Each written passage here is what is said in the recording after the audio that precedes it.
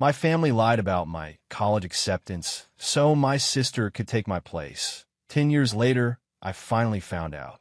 Hey, before we move on to the video, please subscribe to the channel and hit the like button. Thanks. I don't really know how to start this. I've been sitting on this for weeks now, wondering if I should even say anything. But I can't carry it anymore. I need to get this off my chest, and maybe someone out there will read it and understand just how deep betrayal can go, especially when it comes from the people who are supposed to protect you. So here it is. 10 years ago, I thought I just wasn't good enough. I believed that for a whole decade, that I wasn't smart enough, talented enough, or driven enough to get into my dream school. I watched everything I'd worked for slip through my fingers, and I blamed myself. But the truth is, I was good enough. I got in, I was accepted, and my family lied to me. They faked a rejection letter, told me I didn't make the cut. Then they used my application, my personal essay, my credentials, everything, to get my younger sister into the exact same school just a year later. I only found out recently, completely by accident. And now I can't stop thinking about everything I lost. Every opportunity, every dream, the entire trajectory of my life. Stolen, rewritten, erased by the people I trusted most. But I'm getting ahead of myself. Let me take you back to where it all started, because I need you to see it the way I saw it. When I was 17, naive, and still believed my parents actually loved me the way they claimed. When I was a teenager, I had one clear goal. I wanted to go to Stanford. I know that sounds like every overachieving kid's cliché dream, but I wasn't chasing prestige. I was chasing purpose. I wanted to study computer engineering. I love building things. Coding gave me this sense of control that nothing else in my life did. It made sense. There were rules, inputs and outputs. You put in the time, the logic, the structure, and something real came out of it. Unlike real life, where sometimes no matter how hard you try, nothing goes the way it's supposed to. I had the grades. I wasn't a 4.0 across the board, but I had a 3.9 GPA, was the captain of the robotics club, did volunteer tutoring, and had letters of recommendation from two of the best teachers at my school. One of them even wrote that I was the most disciplined student he'd had in 5 years. I remember spending 3 weeks on my application essay. I wrote draft after draft, tearing up pages, agonizing over every word. My mom said she was proud of me. My dad grunted something vague about finally doing something with my life. That was about as warm as he got. I was used to it, though. I didn't grow up in an emotionally nurturing household. My parents weren't abusive, but they weren't loving either. They were calculated, practical. Everything was about appearances. Then it was my sister, Erin, 2 years younger than me, the golden child. She played violin, did gymnastics, got good grades, though not as high as mine, I'll just say that, and had this charm that seemed to disarm people instantly. She was the type to get away with things. Small things at first, skipping homework, blaming me when she broke the TV remote, talking back to teachers and getting excused because she was just so passionate. But as we got older, it became clear that my parents saw her as the one with real potential. Still, I didn't think much of it. I didn't resent her. At least, not yet. It was a cold, gray February day when the envelope came. I remember getting home from school, throwing my backpack on the floor, and seeing it on the kitchen counter, a thick white envelope with the Stanford seal on it. My heart stopped. I was so nervous I couldn't even pick it up right away. I asked my mom if she'd opened it, and she just nodded and said, "It's not good news." I stared at her. "What do you mean?" She handed me a single sheet of paper. Not the envelope, just the letter. It was already out. My dad was sitting at the table eating cereal, not even looking at me. I read the first line. "Dear applicant, we regret to inform you." My stomach dropped. I don't think I breathed for a full minute. I didn't cry in front of them. I just went to my room, closed the door, and sat on the bed in silence. I don't know how long I was there before Erin knocked on the door and asked if I was okay. I didn't answer. That night, I barely slept. My parents never brought it up again. "No, sorry. No, we're proud of how hard you tried." Just silence. Erin tried to cheer me up by making jokes, but I wasn't in the mood. I couldn't even look at the robotics trophy on my shelf without feeling sick. That letter broke something in me. I still applied to other schools. Ended up getting into a local state university. I went for a semester, dropped out halfway through. I told everyone it just wasn't for me, but the truth is I was spiraling. I felt like a failure, like I'd wasted everything and wasn't good enough to do anything else. My parents didn't care. My dad told me to get a job. So I did. Retail, warehouse work, then a night shift at a shipping company. And that's where I've been since. I never really recovered from that rejection. Not emotionally, not mentally. I still hear that line. We regret to inform you, like a bruise that never fades. But it wasn't until a few weeks ago that I found out the real truth. And that's where this story really begins. When I think back to the day I got rejected, everything about it feels off now. But at the time, I was too shocked, too devastated to question it. My mom handed me the letter like it was a parking ticket. Just a folded sheet of paper already out of the envelope. No seal, no explanation. She said something like, "Don't take it personally. Lots of kids don't get in." It's Stanford. I read the letter probably 20 times in my room. The wording was cold, generic. It didn't even mention my name, just "Dear Applicant." I remember thinking that was strange, but I figured maybe that's just how they write rejections. I clutched that sheet like it was a death certificate. I didn't eat dinner that night. My dad shouted up the stairs that I was being dramatic and that I should man up and deal with it. That was his idea of parenting. My mom didn't say anything else about it. She didn't hug me, didn't say she was proud of how hard I worked. Just silence. Erin tried to act sweet. She offered to watch a movie with me the next night, made popcorn, told me, "You'll find something better." At the time, I appreciated it.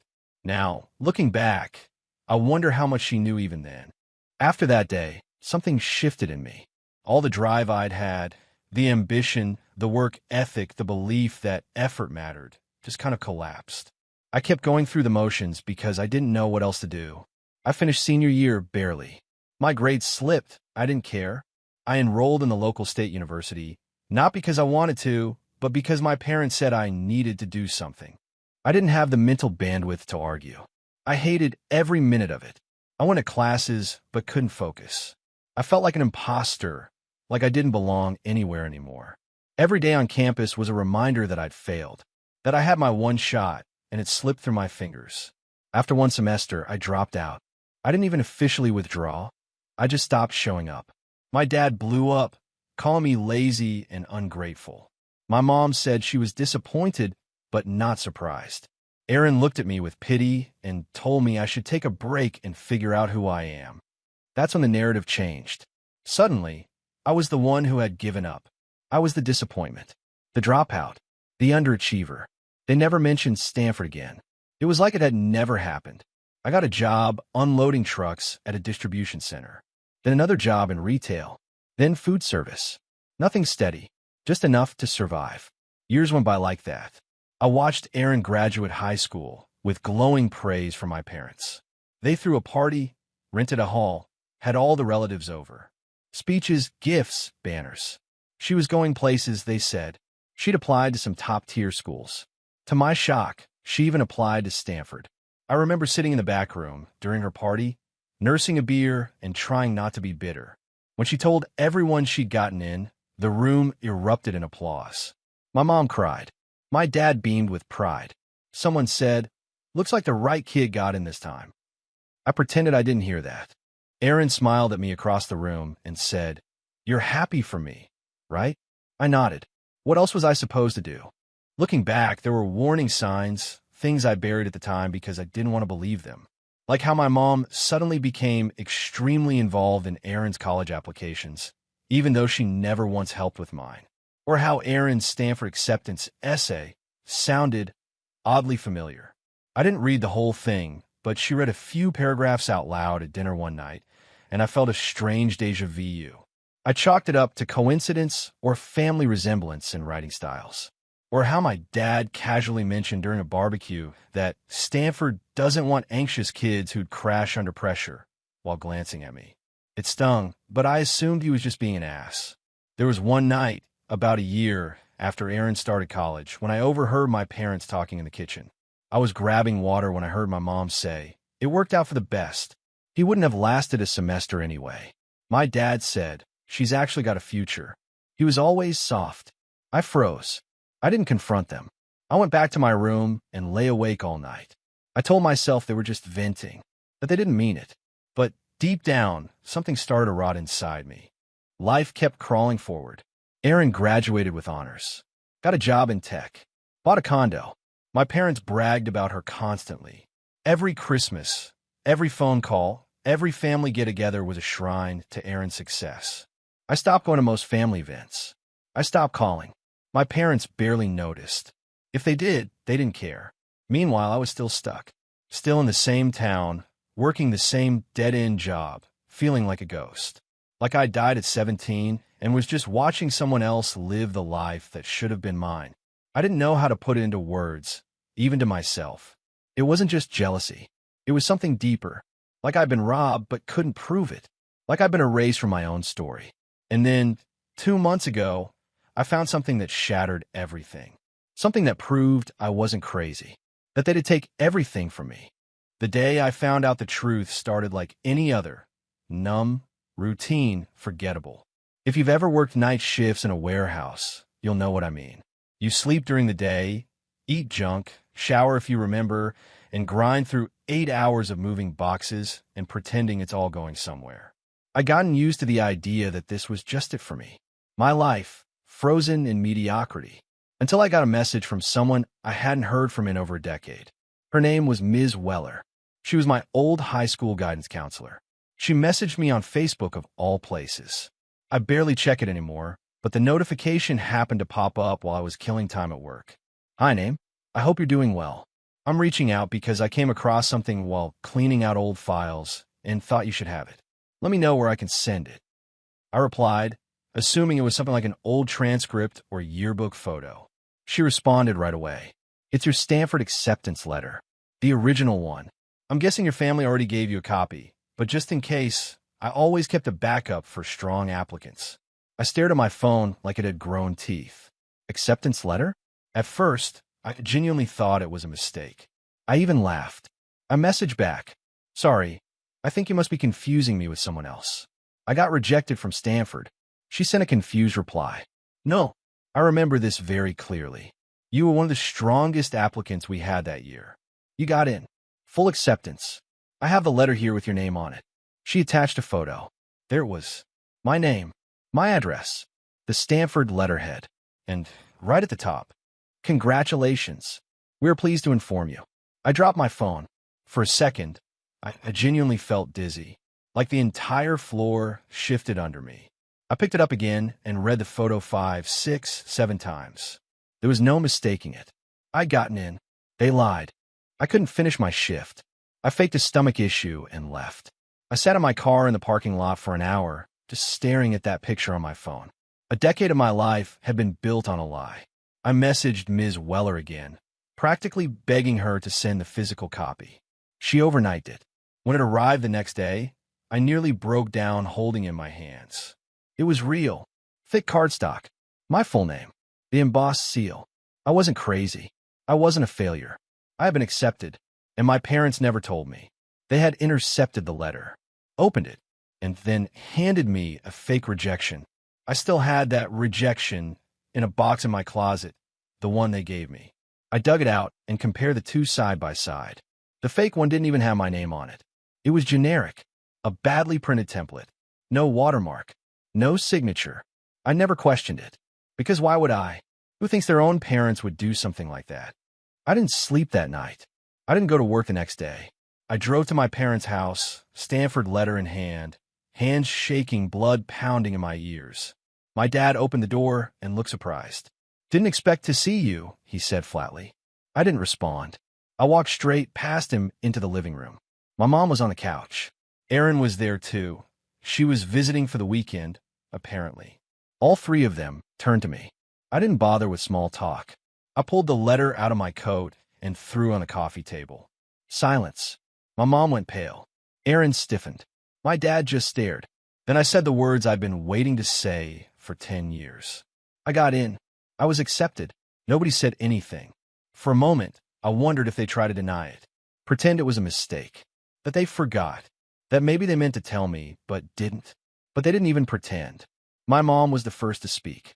She let out a tired sigh and said, "You wouldn't have made it. You weren't ready." I blinked. "You made that decision for me?" You were already stressed. You were barely sleeping. You would have flamed out and blamed us, she said, as if that justified anything. Then Aaron of all people, added it wasn't personal. I just had a better chance. I had better extracurriculars. You were too anxious. You would have folded. My dad, meanwhile, just muttered. It made sense at the time. We couldn't afford both of you. One of you had to make it. And there it was. The truth.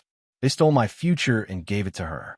They had taken my acceptance, given it to Erin, let her use my essay, my recommendations, my life. And they lied to me about it, told me I wasn't good enough, and left me to rot. I stared at them and said, "You ruined my life." My mom scoffed. "Don't be dramatic. You still could have made something of yourself. You sabotaged me," I said, shaking. "You broke me. You let me believe I wasn't good enough for 10 years. And Erin? She had the audacity to say, well, I was good enough, and I made the most of it. You should have moved on." I left without another word. I haven't spoken to them since. After that, everything unraveled. I took a few days off work and talked to a lawyer friend. There's not much I can do legally, apparently. The statute of limitations is long gone, and there's no criminal case unless I want to try to prove mail tampering. But emotionally, I'm done. I've got no contact. I blocked all of them. Changed my number. Even started therapy because this is a lifetime's worth of betrayal to untangle. I've spent so long hating myself, believing I was the problem, that I wasn't good enough, that I was broken. But it wasn't me. It was them. They gaslit me, lied to me, stole from me, and now they're trying to act like it was for my own good. When you grow up thinking you're the failure in the family, there's a kind of poison that seeps into everything. Your relationships, your confidence, your identity. It all starts withering from the inside out. You stop believing in second chances. You stop dreaming. But when you find out it was never your fault, that everything you hated about yourself was installed in you by people who were supposed to love you, that changes something. Or at least, it did for me. The day after I confronted my family, I woke up in my apartment and just sat there, letter in hand, sunlight coming through the blinds. Everything felt different. The air, the silence, my own skin. It wasn't just that they'd lied. It was that they'd let me suffer for a decade and never once apologized. They let me become the failure in everyone's eyes, the extended family, my teachers, even mutual friends. And they never corrected the narrative. In fact, they leaned into it, played it up. Poor Erin, succeeding in spite of her troubled brother. I think that's what made it worse. Not just the theft, but the rewrite. So I decided if they were going to rewrite my story, I'd write one of my own. I started small.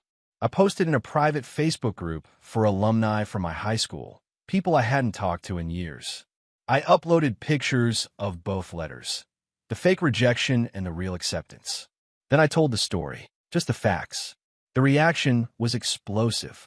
Dozens of people commented, former classmates, teachers, even some parents of other students. Everyone was shocked.